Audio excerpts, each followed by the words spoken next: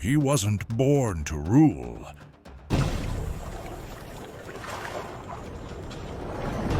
But he made Rome stand again.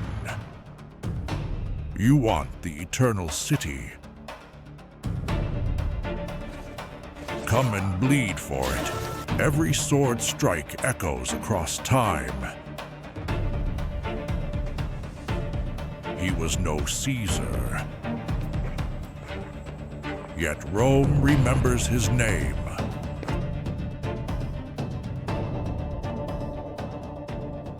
Belisarius. Rome had fallen before, to barbarians, to civil war, to its own decadence. But this time, in the cold winter of 537 AD, she would not fall without a fight. The Eternal City stood surrounded. In every direction, the Ostrogoths encircled her, an army of over 100,000, set on tearing down the gates of Rome once more. Yet within the crumbling Aurelian Walls stood one man between history and oblivion, Flavius Belisarius, general of the Eastern Roman Empire. With barely 5,000 soldiers, he faced an impossible task: no reinforcements, no certainty of relief. The Senate had long ceased to matter. The people were restless, supplies were vanishing, and still he chose to stay. He had no choice. To abandon Rome meant surrendering more than a city. It meant the death of a legacy that once ruled the world. What followed was no ordinary siege. It became a war of wits, of deception, and of last stands. As Gothic siege engines thundered and starvation loomed, Belisarius transformed Rome into a fortress of innovation. His men diverted aqueducts into moats, reinforced ancient battlements, and unleashed terrifying weapons unknown in the West. And at the heart of it all was a general who refused to lose. How do you defend a corpse of an empire against an army 3 times your size? If you were Belisarius, would you hold Rome, or retreat and fight another day? It began not with a sword, but with a letter, a plea, and a corpse floating in troubled waters. In the glittering halls of Constantinople, Emperor Justinian I stared westward, not for glory, but for destiny. His vision, framed by divine purpose and imperial ambition, was nothing less than the restoration of Rome. To him, the Western Empire was not lost, only neglected. And now God had given him the chance to reclaim it.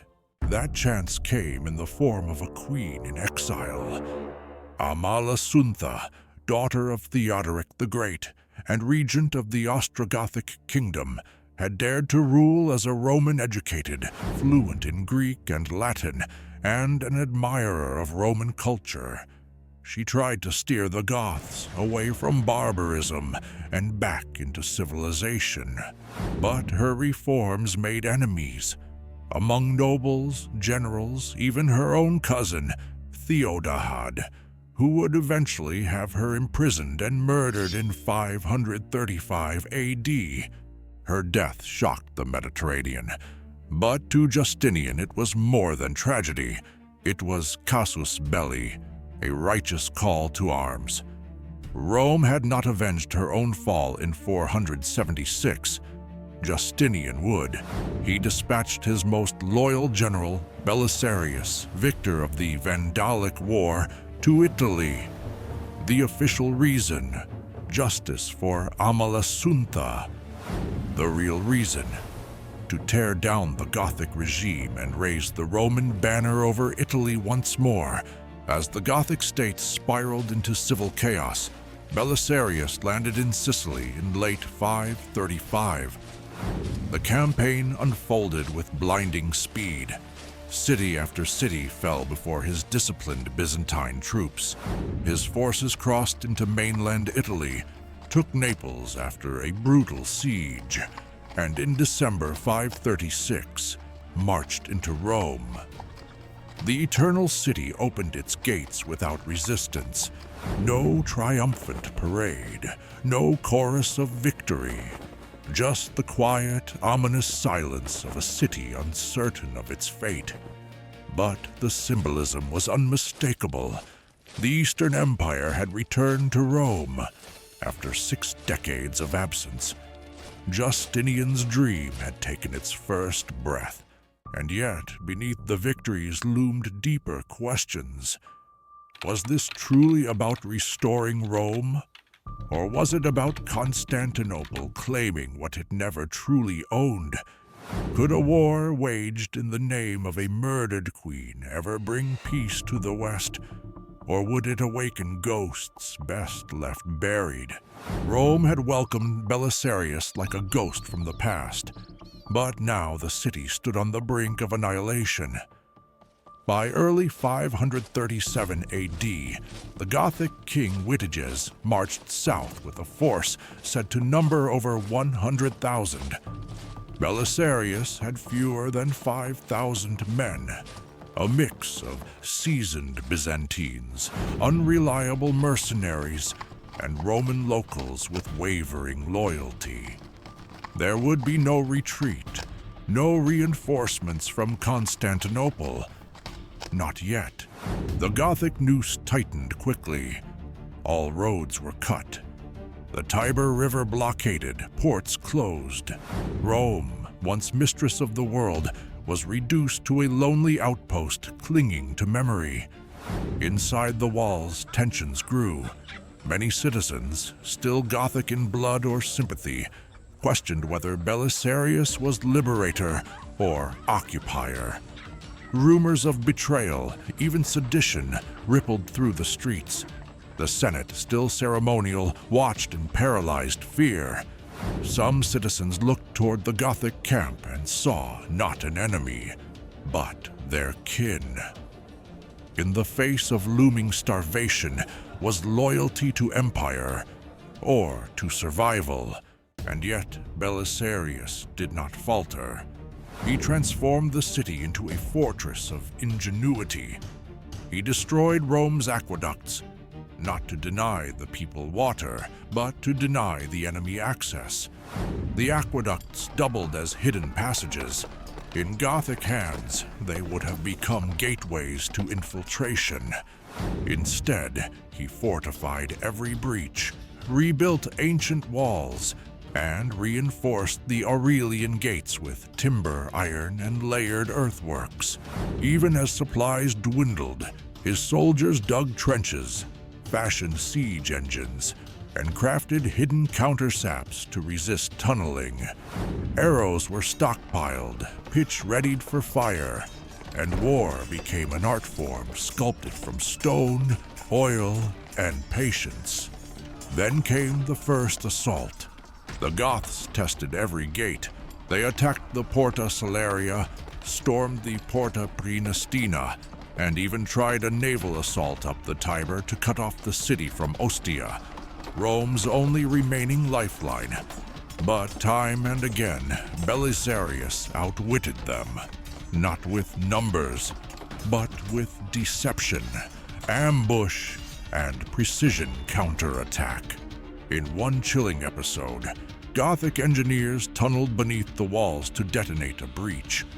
Belisarius, having anticipated this, had his men dig countermines, meeting them in darkness. Blades clashed underground as the earth itself became a battlefield. The Goths withdrew in shock, facing not just stone, but calculation. The siege dragged on. Famine began to hollow the cheeks of both soldier and citizen. Still, Belisarius remained at the ramparts, directing operations himself, sometimes disguised as a common soldier, rallying men at the walls. His courage became legend, his tactics the city's heartbeat, and yet the question loomed. Could discipline and brilliance alone save a city without reinforcements? And at what point does a city's survival cost its soul? The Goths believed numbers would break the city. Wave after wave, they hurled themselves at Rome. 10,000 at the gates, thousands more at the walls. A siege that felt like the rage of an empire reborn. They dug tunnels, built siege towers, even launched a coordinated assault on the port of Ostia, hoping to sever the final artery of Byzantine survival. But Rome did not break, it bit back. Inside the city, Belisarius had transformed his dwindling army into something more than soldiers. They were instruments in the hands of a strategist playing for eternity. Fire, stone, and steel were his notes. The walls of Rome became the strings of his instrument, and what he composed was devastation. When the Goths tunneled under the Aurelian Walls, Belisarius had engineers lying in wait, not by chance, but by design. In one breathless night, a Gothic sapping team broke through into what they thought was open ground, only to be met by a silent ambush of spears and Greek fire. They were never seen again. The night became Belisarius's greatest ally. He launched surprise counterattacks, using the shadows of Rome like armor. One night, Gothic engineers crept to the gates under cover of fog, only to find themselves surrounded, encircled, and annihilated.